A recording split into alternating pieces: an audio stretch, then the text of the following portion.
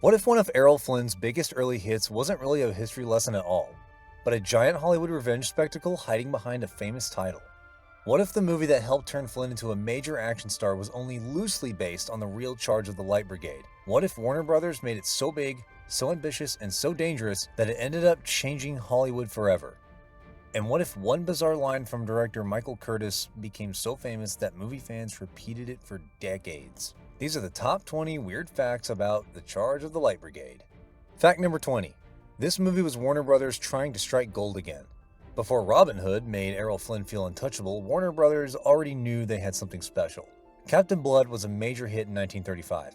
Suddenly, the studio had a leading man who could ride, fence, flirt, grin, and carry an entire adventure picture on pure screen presence. So Warner did not hesitate. They paired Flynn with Olivia de Havilland again and built another major action spectacle around him. That spectacle became The Charge of the Light Brigade. So this movie was never just the next project. It was a test, a follow-up, a studio trying to prove that Captain Blood was not a one-time miracle. Fact number 19. The title sounds like history, but the movie sells drama first. The title makes a very bold promise. The Charge of the Light Brigade sounds like the kind of movie that is going to march you straight into a famous historical event and give you a grand, serious retelling of what really happened. That is not what this film does. Instead, it takes the title, the fame of the real charge, and the prestige that comes with it, then uses all of that as the launching point for a much more dramatized Hollywood adventure. So the movie wears the clothes of history, but underneath it is chasing romance, revenge, action, and spectacle. And once you see that, the next fact makes perfect sense. Fact number 18. This movie doesn't just bend history, it blends it. This film does not rewrite one conflict. It splices together pieces of more than one. The real charge of the Light Brigade happened during the Crimean War, but the movie also folds in story material tied to British India and turns the whole thing into a more personal revenge narrative. That is a huge change. Now the charge is not just a military disaster in the abstract. It becomes emotional, personal, and dramatically motivated in exactly the way old Hollywood loved. So if you ever wondered why the movie feels bigger, hotter, and more melodramatic than the history itself, this is why. Fact number 17. Flynn and de Havilland were still a new pairing here. It is easy to watch this now and assume Errol Flynn and Olivia de Havilland were already an established legendary team. But here's the surprising part. They were still early. This was only their second film together. So when audiences watched this in 1936, they were still discovering the chemistry that now feels so natural in hindsight. You can almost feel Warner Brothers noticing it in real time, because once the studio realized Flynn and de Havilland clicked on screen, that became one of the most valuable combinations they had. Fact number 16. This movie helped build a classic Hollywood mythology. This is one reason the film matters beyond its own plot. Yes, it is a cavalry picture. Yes, it is a big Warner Brothers adventure, but it is also part of the machinery that helped build one of Hollywood's great romantic action pairings. Flynn and de Havilland together meant glamour, danger, sincerity, attraction, and conflict, all wrapped inside costume adventure. The formula would become gold. So even if Robin Hood is the brighter memory today, the Charge of the Light Brigade helped lay the track. Fact number 15. Warner wanted this to feel imperial, prestigious, and very British.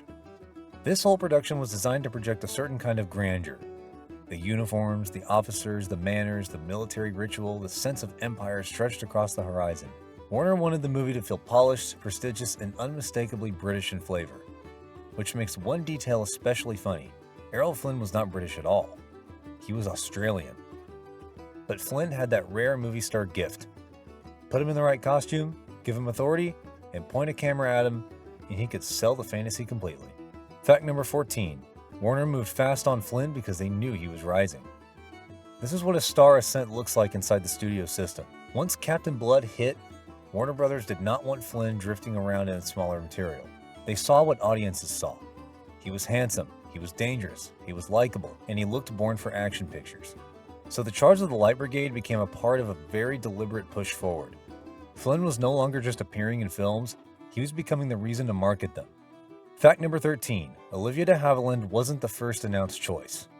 Here's one of those casting twists that ended up mattering far more than anyone could have guessed at the time. Another actress was initially announced for the role, but Olivia de Havilland ultimately got the part instead. That changes a lot. Because once de Havilland steps into the film, it no longer feels like just another costume drama. It becomes part of a much bigger Flynn de Havilland story. One that classic movie fans still care about nearly a century later. Sometimes a casting change does not just improve a movie, it changes its place in film history. Fact number 12, David Niven's role was written for him. That is a very old Hollywood detail, and a very good one. David Niven's role was reportedly written specifically with him in mind, which means this was not just a matter of, let's see who's available. The filmmakers already had a certain kind of screen personality built into the role. And that matters in a movie like this, because supporting players helped create the world. You need rivals, officers, brothers, loyalists, and voices that make the drama feel populated and real. This film was not just selling Flynn, it was building an entire screen universe around him. Fact number 11, Flynn's screen brother looked like he could really be his brother. This sounds like a tiny detail, until you realize how much work it does. Patrick Knowles plays Flynn's brother, and part of the reason that relationship lands so quickly is visual. The resemblance helps. You do not have to learn the family bond. You feel it almost immediately. And in a movie built on honor, loyalty, division, and emotional conflict, that matters, because the faster the audience believes the relationship, the faster the drama starts working. Old Hollywood was often smarter about that than people give it credit for. Up to this point, the story behind this movie is all rising stars, smart casting, and studio ambition, but from here on out, the scale gets bigger, and so does the legacy. Fact number 10, Warner did not treat this like a small movie. This was not some routine costume picture for Warner Brothers tossed into theaters and forgot about. They spent real money on this one. You can feel it in the formations, the horses, the sets, the uniforms, the location work. The whole movie has that studio event picture energy. Everything is trying to tell you the same thing. This is big. This matters. This is spectacle. And that mattered for Errol Flynn too. Because once a studio starts spending serious money to build a world around you, you are no longer just another actor on the payroll. You are becoming the attraction. Fact number 9, the gamble worked. And that big swing paid off. This movie became one of Warner Brothers' major successes of 1936. That meant the studio got exactly what it wanted. A hit, a star vehicle, and proof that Errol Flynn could headline large-scale historical adventure. That is a huge moment in his rise. Because at this point, Flynn wasn't just promising, he was becoming bankable. And once Hollywood believes you can sell action, romance, and spectacle at the same time, your career changes fast. This film helped do that. Fact number 8, the movie was built to travel. Its success wasn't just about American audiences. This kind of movie was engineered to play big almost anywhere. Why? Because even if someone knew nothing about the real charge of the Light Brigade, they could still respond to the things Hollywood knew how to export better than anyone. Uniforms, horses, danger, romance, betrayal, revenge, movement, scale. That is part of what makes the movie such an interesting studio product. It takes history, turns it into emotion, and packages it into something designed to travel. And once you understand that, the next fact makes perfect sense. Fact number 7, the music was doing heavy lifting too. A movie like this does not feel grand by accident. It feels grand because Max Steiner is in there pushing everything higher. The danger feels bigger, the emotion feels bigger, the tragedy feels bigger, the romance feels bigger. That is what Steiner did. And once you know he scored this film, a lot of its emotional force clicks into place. Because old Hollywood didn't just photograph spectacle, it scored spectacle. And if Warner wanted this movie to feel important, Steiner was one of the best possible people to make that happen. Fact number 6, Hollywood took this movie seriously. This wasn't just audience bait, the industry took it seriously too. The film picked up multiple Oscar nominations and a win, which tells you this was seen at the time as a major production, not just popcorn entertainment with horses and uniforms. That matters because it reminds us how Warner positioned this movie. Not as disposable adventure, as prestige adventure. That is a different thing. It means the studio wanted thrills, yes, but it also wanted scale, recognition, and the kind of polish that made people talk about the production itself. Fact number 5, this movie turns California into empire. One of the best old Hollywood illusions of the whole film is geographical. The movie wants you to believe that we are seeing the reach of the British Empire. India, military outposts, distant landscapes, the edge of imperial conflict. What the filmmakers often had was California. And somehow, through framing, costume, movement, and total confidence, California becomes something far away and mythic. That is one of the secret pleasures of studio-era filmmaking. You are not just watching actors perform. You are watching Hollywood transform one world into another.